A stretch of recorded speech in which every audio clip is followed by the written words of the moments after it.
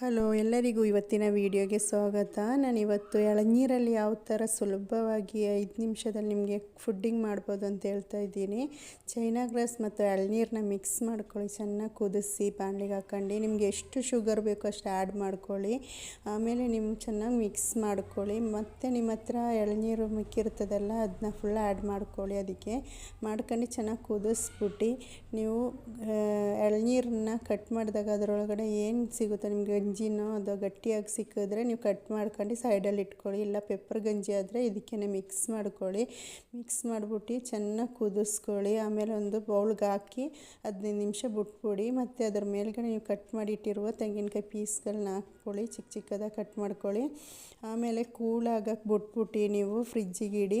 ಆಮೇಲೆ ಒಂದು 10-30 ನಿಮಿಷ ಬಿಟ್ಬಿಟ್ಟು ಹೊರಗಡೆ ತೆಗೆದುಬಿಟ್ಟು ಕಟ್ ಮಾಡ್ಕೊಳ್ಳಿ. ತುಂಬಾ ಟೇಸ್ಟಿನೂ ಆಗಿರ್ತದೆ. ಟ್ರೈ ಮಾಡಿ ನೋಡಿ, ಬಾಯಲ್ಲಿಟ್ಟರೆ ಕರಗೋಗುತ್ತೆ.